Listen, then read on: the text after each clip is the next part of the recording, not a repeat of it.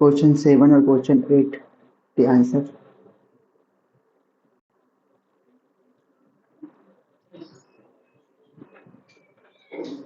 हाँ ये हो गए थे, ये वाला।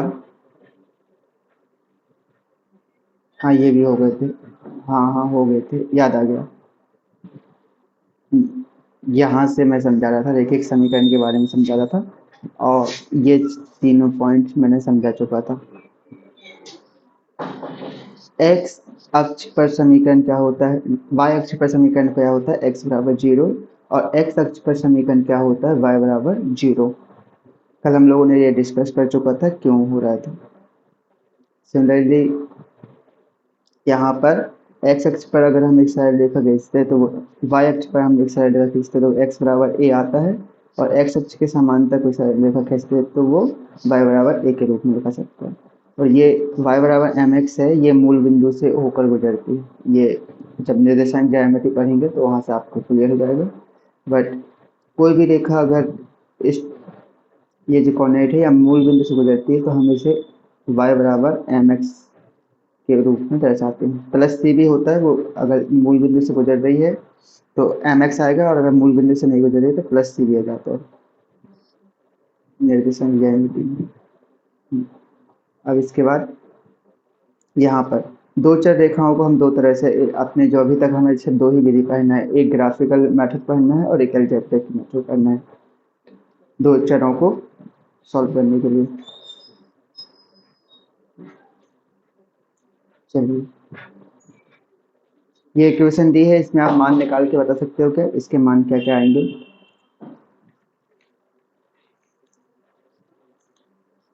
ये जो इक्वेशन दी है इसके मान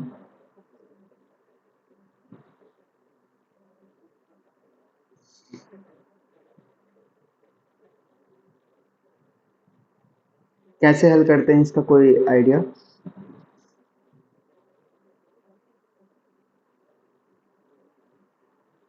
हाँ हाँ, विलोपन या प्रतिस्थापन विधि से कर सकते हैं। तो क्या क्या मान आएंगे एक्स और वाई के।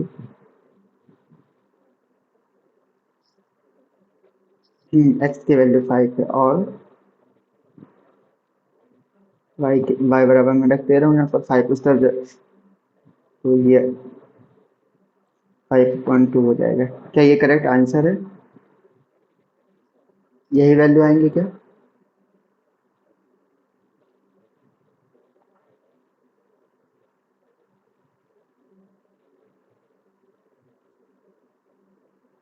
अगर x की वैल्यू 5 है तो ये y की वैल्यू मैंने सही लिखा हूँ, मैं खुद ही सॉल्व करके आपको बता दे रहा हूँ। प्रतिस्थापन विधि से हम सॉल्व करते थे तो हमारा x बराबर पहले वाले समीकरण से आ जाएगा x बराबर 2y, तो हम जब x की वैल्यू यहाँ पर रखेंगे तो कितना आ जाएगा 6y plus 4y is equal 20, तो y बराबर आ जाएगा 2, y 2 आ जाएगा। जब हम y की वैल्यू 2 आ जाएगी तो हम यहाँ पर समीकरण इस पर रखेंगे तो x की वैल्यू हो जाएगी, x की वैल्यू क्या आ जाएगी x, एक्स इज इक्वल 4, तो x की वैल्यू 4 हो जाएगी और y की वैल्यू 2 हो जाएगी। बिल्कुल सिंपल था, हम प्रतिस्थापन विधि बोलते हैं इसको, नाइन्थ क्लास में था। पहले वाले समीकरण से हमने x बराबर 2y निकाल लिया, फिर जो भी वैल्यू आई हमने उसको सेकेंड जो समीकरण था उसमें रख दिया, उसमें रखने पर हमें एक इक्वेशन मिली 6y plus 4y is equal 20, तो y बराबर 2 आ जाएगा, क्योंकि 10y इज इक्वल 20, 10 से कट जाएगा 2 टाइम्स y की वैल्यू 2। तो ये जो वैल्यू आई है इसका मतलब क्या होता है आपको थोड़ा सा समझ लेते हैं। x बराबर 4 और y बराबर 2। कल मैंने आपको बताया था कि अगर कोई रेखा, अगर इनमें मान निकलेगा तो ये तीन तरह से मान निकल सकता है, इंटरसेक्शन करेंगी, या तो पैरेलल होंगे या संपाती होंगे। ये जो पॉइंट है, ये रेखा, इस रेखा का समीकरण इस रेखा का समीकरण से अगर हम निकालेंगे और इस रेखा का अगर हम ग्राफ में बनाएंगे तो ये इस पॉइंट में आकर एक दूसरे को इंटरसेक्ट करेंगे। क्या, हम इसका एक ग्राफ बना के बता दे रहा हूँ फर्स्ट वाली का, और हमने नाइन्थ क्लास में ग्राफ बनाना सीखा था। मैं फर्स्ट वाली इक्वेशन का ग्राफ बनाना देख रहा हूँ। यहाँ एक्स, अगर मैं फर्स्ट वाली इक्वेशन में एक्स बराबर 0 रखता हूँ तो वाई की वैल्यू क्या आ जाएगी, 0 आ जाएगी। अगर मैं फर्स्ट इक्वेशन में x बराबर 1 रखता हूँ तो y की वैल्यू क्या आ जाएगी, 1/2। तो इतने से मैं एक ग्राफ बन जाएगा। जब मैंने x यहाँ पर रखा 0.1 ये वाला पॉइंट होगा, और सेकेंड टाइम जब मैंने x रखा 1 रखा हूँ तो y की वैल्यू आ जा रही है 1.5। तो यहाँ कहीं होगा 1.5। तो यहाँ से और यहाँ से ये वो वाला पॉइंट होगा, ये होगा 1.1/2। तो जो लाइन जाएगी वो ऐसे जाएगी। और एक और जो सिमिलरली इस टाइप का होगा तो ये यहाँ से जाएगी। और जो अपना अभी आंसर आया था ना, क्या आया था इन दोनों को सॉल्व करने पर, x बराबर 4 और y बराबर 2। तो यहाँ पर y बराबर 2 पर ये इंटरसेक्ट करेंगे। इसी को प्रतिच्छेद रेखाएं कहते हैं। ठीक है, ग्राफिकल मेथड से अभी हम सीख रहे थे। सिमिलरली इसके बाद होता है समांतर रेखाओं की पैरेलल रेखाएं। अगर कोई दो पैरेलल रेखाएं हैं वो, तो मुझे क्या इनके कोई सॉल्व करके बता सकता है आंसर इस वाले क्वेश्चन के? हाँ, एक मिनट में वापस ला देता हूँ। हाँ, इसके आंसर बताइए, मैं इसको इरेज कर दे रहा हूँ। इन दोनों प्रतिस्थापन विलोपन किसी भी विधि से सॉल्व करने पर इसके मान निकालने की कोशिश करिए।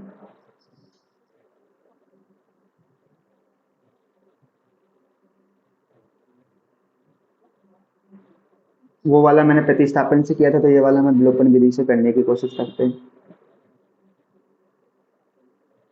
मैं first equation 1 equation 2, first equation में 2 से मल्टीप्लाई कर दूं क्या, x बराबर बनाने के लिए। तो मैं फर्स्ट इक्वेशन में 2 से मल्टीप्लाई कर दूँ, 2x प्लस 4y माइनस 16 नहीं, हाँ 24 8 आएगा। फर्स्ट इक्वेशन में कर रहा हूँ, 8 इज इक्वल 0। मैंने इक्वेशन नंबर फर्स्ट में 2 से मल्टीप्लाई किया हूँ अभी तक। फिर फर्स्ट इक्वेशन मतलब विलोपन विधि में इसके बाद क्या करते थे, एलिमिनेशन मेथड पर हम चिन्ह परिवर्तन कर देते थे। विलोपन विधि में यही करते थे ना, पहले हम इक्वेशन को किसी भी एक गुणांक को बराबर बनाते थे, उसके बाद चिन्ह को परिवर्तन करके आंसर निकाल सकते थे। तो क्या मैं यहाँ पर आंसर निकाल पाऊंगा एक्स और वाई के? अच्छा, X Y X X Y जी जी, ओके। ऐसा क्यों हुआ? मैं पिछली बार अपन ने आंसर निकाल चुका था पिछली बार, इस बार आंसर क्यों नहीं निकाल पाए? Any gas? इसमें तो आंसर आ गया था, एक्स और वाई के निकाल पा रहे थे, इस पर क्या वजह थी हम निकाल नहीं पा रहे थे?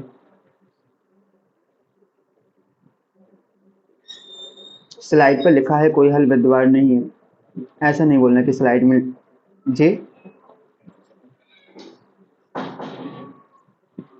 हाँ, नो सॉल्यूशन स्लाइड में भी लिखा है।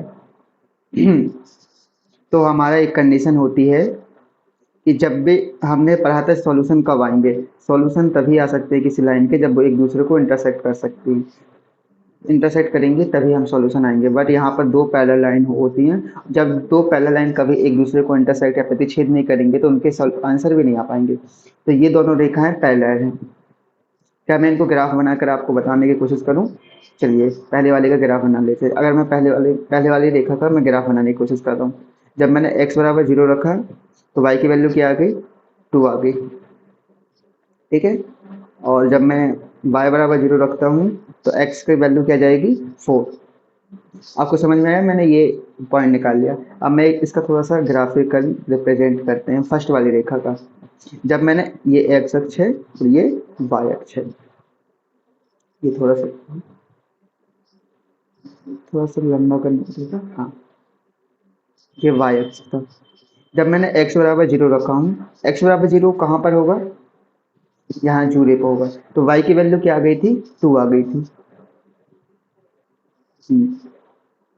ये यहाँ कहीं होगा 2।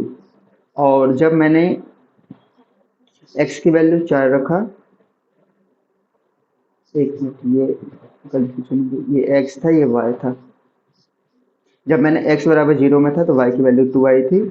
और जब मैं x बराबर 4 कहाँ पर होगा, यहाँ पर 1 2 3 4, मैं यहीं पर 4 मान लेगा, ये 4 होगा।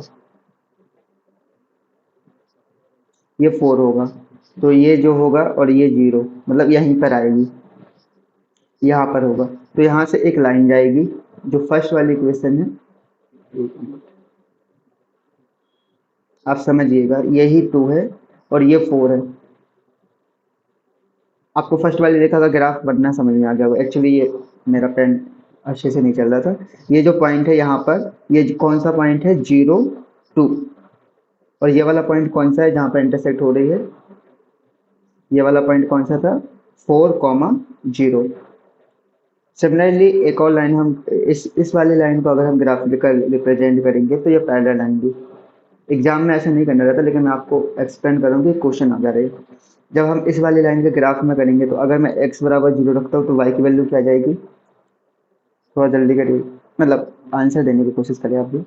अगर मैं सेकंड वाली क्वेश्चन में x बराबर 0 रखता हूँ तो y की वैल्यू क्या आ जाएगी, 3। हाँ 3। और जब मैं y बराबर 0 रखता हूँ तो x की वैल्यू क्या आ जाएगी, 6। आपको समझ में आया? हाँ, x बराबर 6 आ जाएगा। तो मैं इस वाली रिप्रेजेंट करना चाहता हूँ, जब मैंने x बराबर 0 रखा तो y की वैल्यू आ गई 3। तो ये 2 था, यहाँ पर 2 था, तो इसके ऊपर यहाँ कहीं 3 होगा, यहाँ पर 3 और 0 3 आ जाएगा। और एक और जो पॉइंट है, x की वैल्यू 6, ये इसको और आगे बढ़ाएंगे तो यहाँ कहीं 6 आएगा और y की वैल्यू 0 हो जाएगी। नहीं, हाँ, y की वैल्यू 6,0। तो जो सेकेंड लाइन जाएगी वो यहाँ से जाएगी। तो ये एक दूसरे के पैरेलल आ गई है क्या, ब्लू वाली और येलो वाली लाइन। अभी अगर आप समझ पा रहे होगे तो मैंने जो ग्राफ बनाया हूँ वो आपको समझ में आया होगा। तो ये पैरेलल लाइन थी, इसलिए इनका कोई भी सॉल्यूशन नहीं होगा। आप देख सकते हैं ब्लू वाली और येलो वाली लाइन एक दूसरे के पैरेलल आ चुकी है। ग्राफिकल मेथड आपको समझ में आया होगा। वैसे हम इस मेथड का यूज नहीं करेंगे, हम अभी आगे चल के इसका बता देंगे। आपको ये समझ में आ गया होगा। चलिए, आपको ये कंडीशन याद रखनी पड़ेगी, अगर पैरेलल लाइन होती हैं तो हमें a1 और a1 अपॉन बी, a2 बराबर b अपॉन बी बराबर b1 अपॉन b2 बराबर नहीं है c1 अपॉन c2 के। ये कंडीशन होती है, ये एग्जैक्ट बीजीय कंडीशन होती है। सिमिलरली अनंत हल होंगे। अनंत हल होने में कोई बता सकता है ग्राफ कैसा होगा? वैसे यहाँ पर ग्राफ दिख रहा है, लेकिन फिर भी हम बता सकते हैं कि अनंत हल होने में ग्राफ कैसा बनेगा। हाँ, एक दूसरे के ऊपर, अगर येलो रेखा आप देख पा रहे हो तो इसी के ऊपर मैं ग्रीन रेखा कर दे रहा हूँ, इसी के ऊपर होगी दोनों रेखा। इसमें बहुत सारे सर, जैसे इस वाले आप इसको सॉल्यूशन करिए, इसके सॉल्यूशन दे दीजिए, इसमें सॉल्यूशन आएंगे, एक्स का मान और वाई का मान बता दीजिए मुझे।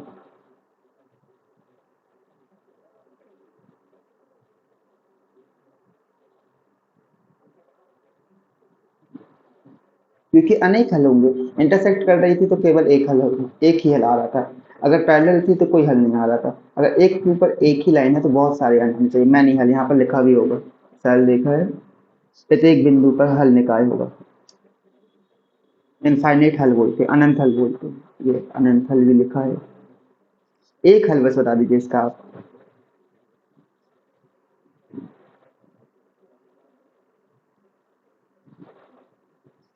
इसी का आंसर, चलिए मैं ही कर दे रहा हूँ। मैं फर्स्ट वाली इक्वेशन में डायरेक्ट ही हिट एंड टेल लगाकर y बराबर 0 रख दे रहा हूँ। अगर मैंने y बराबर 0 रखा हूँ तो x की क्या वैल्यू आ गई,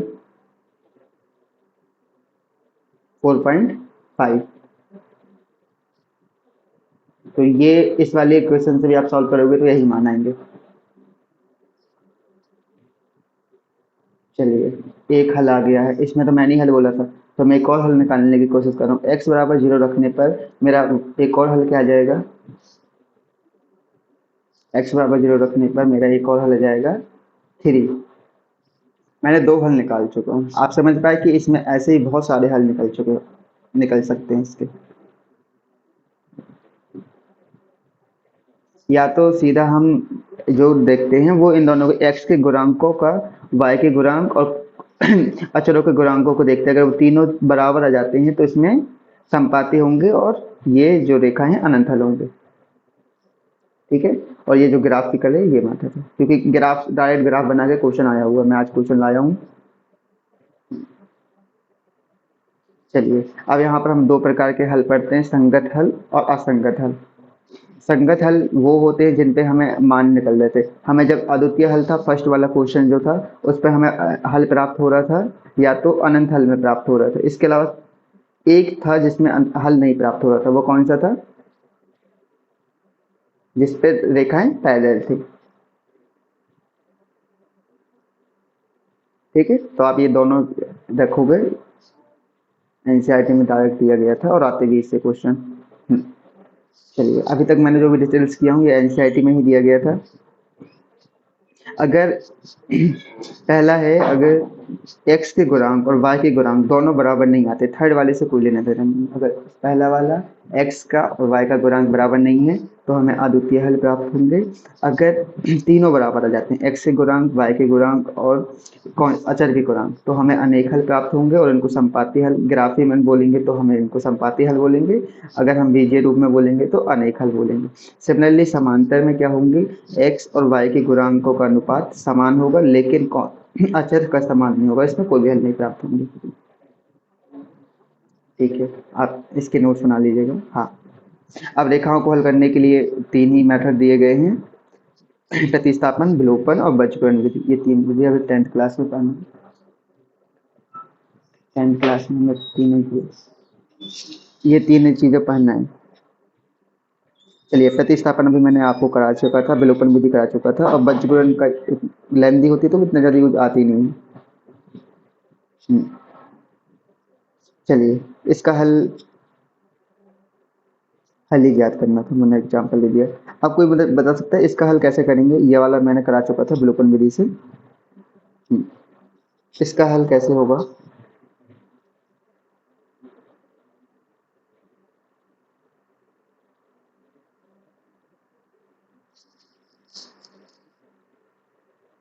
हम यहाँ पर कुछ मान लेते हैं, 1/x को हम p मान लेते हैं और 1/y को q मान लेते हैं कुछ देर के लिए।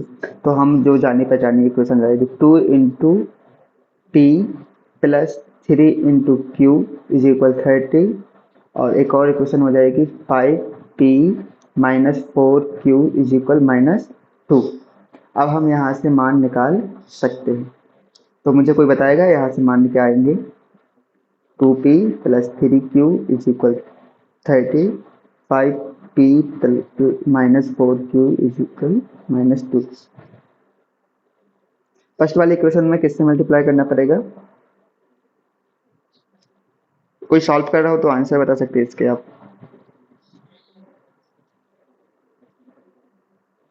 क्या?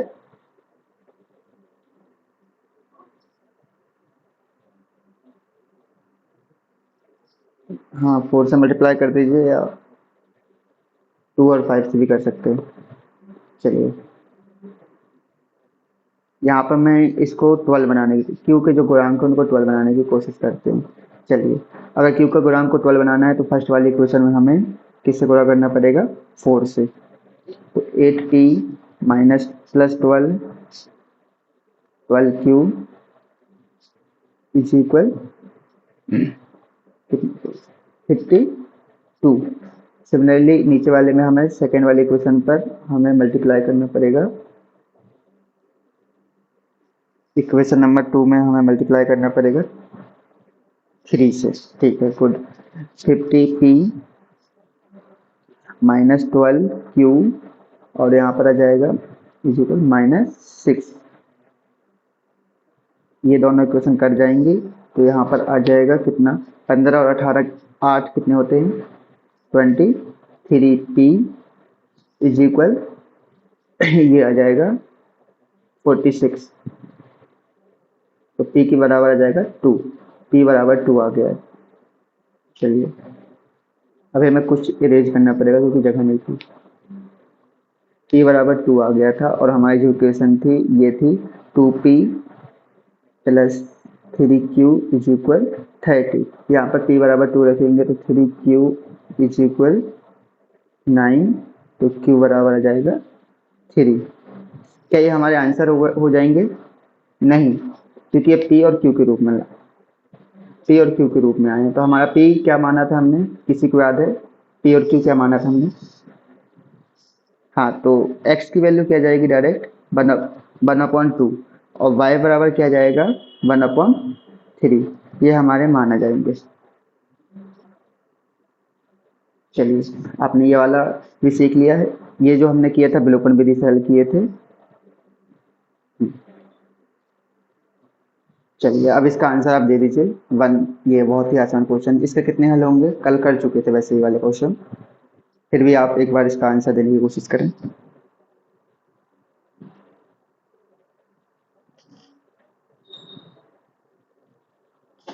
इस समीकरण की, हाँ, ऑप्शन नंबर सी सही है। चलिए, सेकेंड वाला क्वेश्चन का आंसर क्या होगा? फर्स्ट ही होगा। हम नए क्वेश्चन आज से सॉल्व कर लेते हैं। चलिए, अब ये वाले आंसर देने की कोशिश करें। 2, 3, 4, ये सारे क्वेश्चन आप आंसर देने की कोशिश करें।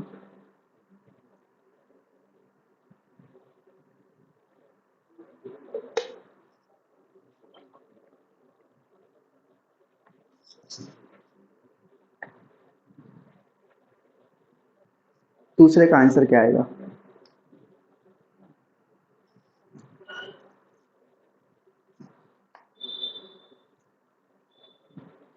जीरो तो नेचुरल नंबर, प्राकृतिक संख्या क्यों बोला? Natural whole number, a real number, natural number. But मैं पहले वाला एक वाई बराबर जीरो रख दे रहा हूँ, तो मुझे एक्स बराबर क्या मिल जा रहा है? 7/2। बट ये तो नेचुरल नंबर नहीं है,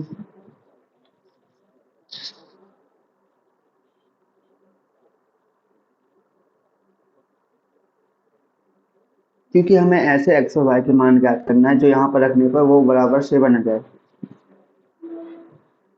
नेचुरल नंबर तो होते हैं हमारे 1, 2, 3, 4 डैश, तो वो आंसर नहीं होगा। 4 परिमेय संख्या, तो जीरो तो परिमेय संख्या नहीं है, क्योंकि जीरो को पी अपॉन क्यू के रूप में नहीं लिखा जा सकता। हाँ, जीरो को पी अपॉन क्यू में 0.0 बस नहीं लिखा जा सकता। परिमेय संख्या हो गया, वास्तविक वास्तविक संख्या है और परिमेय संख्या है, दो में आप बताइए।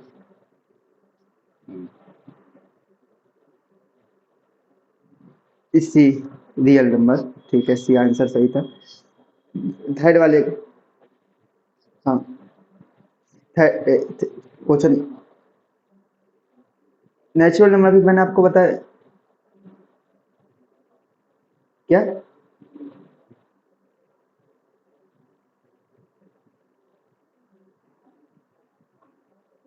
नेचुरल, सभी लोग नेचुरल बोल रहे हैं, मुझे कोई बता सकता है नेचुरल क्यों होगा? रियल नंबर होना चाहिए। मैंने वास्तविक, चलो इस वाले क्वेश्चन को मैं,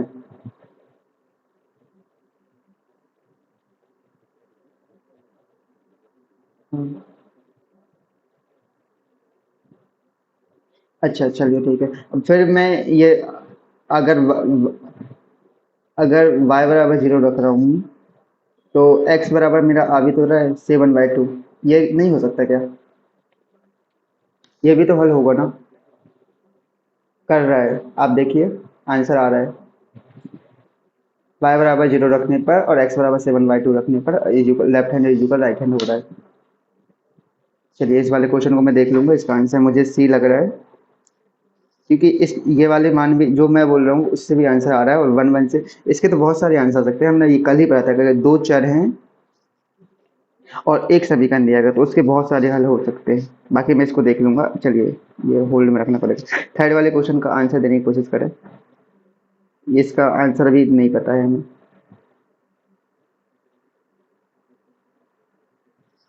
कौन सा होगा? फोर्थ, इसमें कुछ नहीं रखना है, जहाँ पर एक्स है वहाँ पर टू रख देना, वाई की जगह जीरो रख देना, तो ये आ जाएगा 4 इज इक्वल के की वैल्यू 4 आ जाएगी, ऑप्शन नंबर ए। ठीक है। अब हमें यहाँ पर बताना है एक सेकेंड वाला, ये फोर्थ वाला।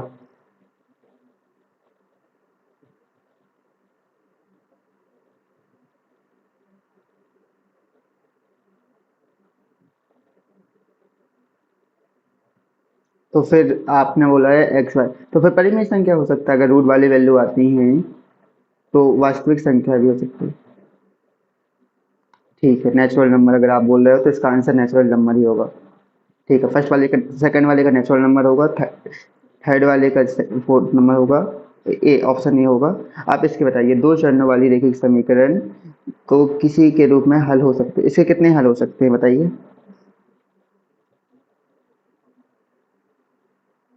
क्या ये दो चरणों वाली रैखिक समीकरण है, हाँ या ना? Question number 4।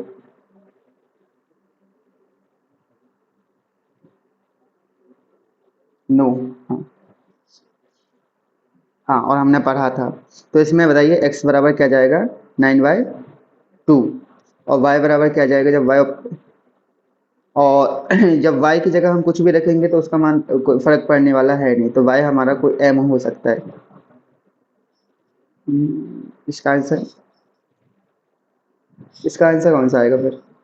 हाँ, -9y, मैंने उसको उस तरफ -9y और m, क्योंकि y का मान कुछ भी होने पर इससे कोई फर्क नहीं। Option number A, option number A. चलिए। हम्म, अब इनको बताइए ये वाले क्वेश्चन।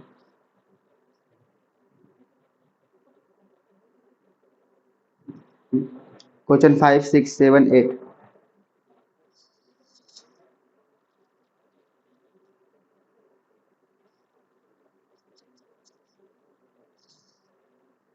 अरे आज तो टाइम।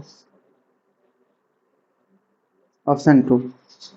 यहाँ पर हमें y अक्ष पर बिंदु, y अक्ष पर क्या कौन जीरो होता है, x जीरो होता है या y जीरो होता है? y अक्ष पर x जीरो, तो हम x बराबर जीरो रख देंगे तो आ जाएगा 3y = 6, तो y बराबर आ जाएगा 2। तो सी ऑप्शन कौन बोल रहा था? एक मिनट।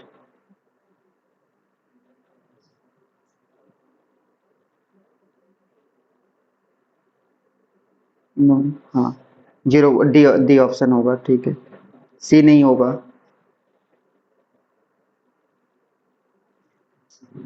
चलिए इसका आंसर बताइए। x बराबर 7 दोनों चरणों में लिखा गया है।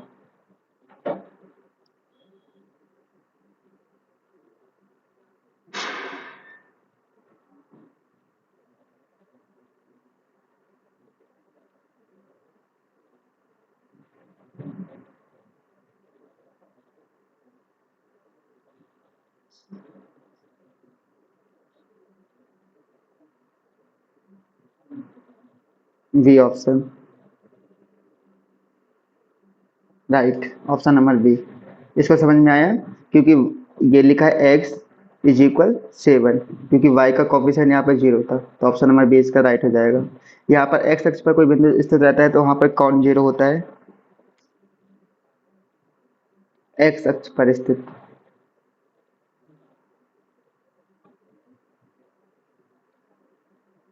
y zero.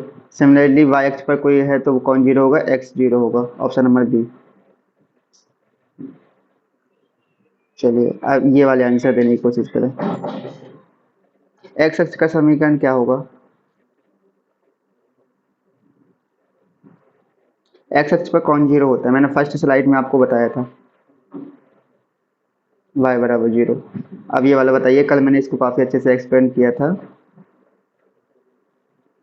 Question number 10, x बराबर y बराबर 6 पर आरेख किस तरह, बताइए।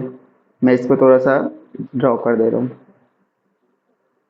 यहाँ कहीं ये जीरो होगा, ये 1, यहाँ कहीं 6 होगा, और ये y बराबर 6 दे रहा है, तो ये किसके पैरेलल है और कितनी दूरी पर है?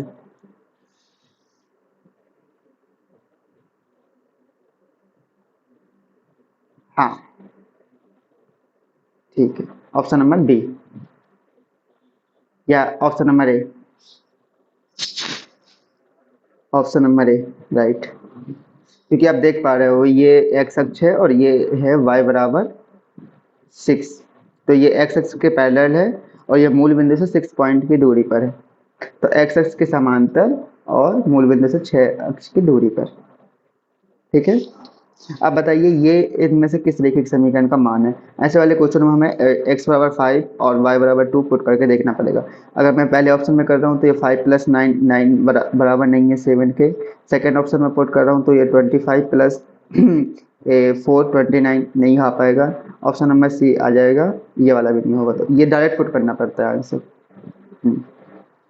चलिए, अगर हम किसी रैखिक समीकरण पर कोई एक संख्या से गुणा या भाग करते हैं तो उसका मान क्या हो जाएगा?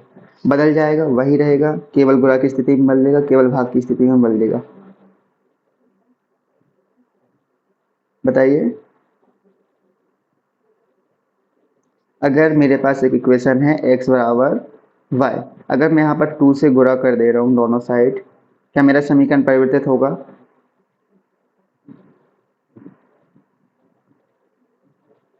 या मैं इसमें अगर मैं 1/2 से भाग दे रहा हूँ, 2 से भाग दे रहा हूँ, तो क्या समीकरण परिवर्तित हो जाएगा? नो, तो परिवर्तित वही रहेगा। ठीक है, आप ये वाला बताइए, x बराबर 1 और y बराबर 2 द्वारा कोई रेखा संतुष्ट करेगी, बताइए इसका मान क्या होगा? इसके कितने हल होंगे? एक हल होंगे, अनंत हल होंगे, या 3 हल होंगे? कितने हल होंगे? संतुष्ट करेगी मतलब हल होंगे। चलिए मैं इसका ग्राफ बना के बता दे रहा हूँ। जो x बराबर 2 का रेड अक्षर, x बराबर 1 का मैं रेड अक्षर से बना रहा हूँ, तो ये होगा x बराबर 1, ठीक है, और y बराबर 2 बोल रहा है, तो मैं y बराबर 2 यहाँ कहीं से मैं दे रहा हूँ, ये हो जाएगा y बराबर 2। तो इसके कितने हल होंगे?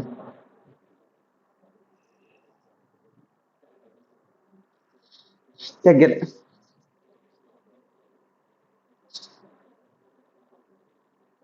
अभी मैंने ग्राफिकल मेथड में आपको बताया था कि ग्राफ जितने बार काटेगा उसके उतने ही हल होंगे।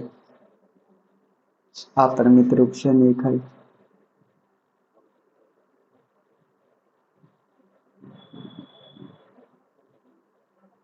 इसका केवल एक आंसर आएगा क्या? ये यही वस्तु इंटरसेक्ट कर रहे हैं 1, 2 पर, इसके अलावा और भी कौन से आंसर हो सकते हैं?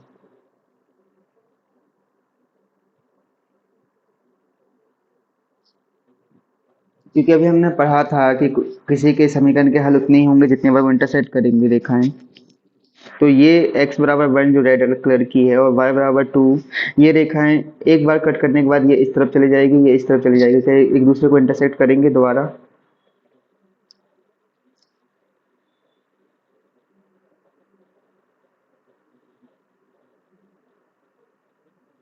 समझ गए होंगे आप ही आप। चलिए, अभी 10 मिनट बाद मैं रीजॉइन करना पड़ेगा फिर से, जब तक ये 2 क्वेश्चन आंसर दीजिए। इसके कितने हल होंगे? अच्छा, मैंने ये वाली स्लाइड आपको बताया था ना कि अगर x का गुणांक और y का गुणांक बराबर नहीं होंगे तो अद्वितीय हल होगा। अगर तीनों बराबर हो जाएंगे, x का गुणांक, y का गुणांक और अचर का गुणांक बराबर हो जाएंगे तो उसके अनेक हल होंगे। और x का गुणांक और y का गुणांक बराबर होगा लेकिन c का गुणांक बराबर नहीं होगा तो उसका समांतर होंगे। चलिए इसका आंसर बताइए, ये क्या होगा? तो बताइए x का गुणांक यहाँ पर क्या है? फर्स्ट वाली समीकरण में a1 बोलेंगे 5 और a2 कितना है 3, बराबर है क्या ये -15/-9, और ये आ जाएगा सी वाला आपको ऑप्शन क्या आ जाएगा 8/15/5, तो ये 3 आ जाएगा, नहीं 24 है। चलिए मैं इसको अच्छे से लिख दे रहा हूँ, डी ऑप्शन, कोई हल नहीं। चलिए पहला जो ऑप्शन होगा वो हो जाएगा 5/3, सेकेंड ऑप्शन हो जाएगा -15/-9, इसको कैंसिल करेंगे -3 से तो 5/3 आ जाएगा। सिमिलरली लास्ट वाले करेंगे 8/24/3, ये कैंसिल हो जाएगा 3 से और ये आ जाएगा 1, तो ये बराबर, ये दोनों बराबर नहीं है और लास्ट वाला, फर्स्ट वाले दोनों बराबर हैं और लास्ट वाला बराबर नहीं होता। ये कौन सा होता है? समांतर रेखाएं की समांतर की शर्त होती है। क्या तीनों बराबर? 8/20 बाई, अच्छा ये फाइव है, फाइव है, सॉरी। हाँ हाँ, फाइव फाइव फाइव, ओके वो। तो ये तीनों बराबर, अगर तीनों बराबर हो जाती तो संपाती होंगे। संपाती की कंडीशन क्या होती है? अनेकल, ऑप्शन नंबर सी। ये मैंने 3 पढ़ लिया था, क्योंकि हाँ, ये वाला क्वेश्चन बताइए। दो इनको ऐसे वाले क्वेश्चन को हम ऑप्शन से ही एलिमिनेट करेंगे।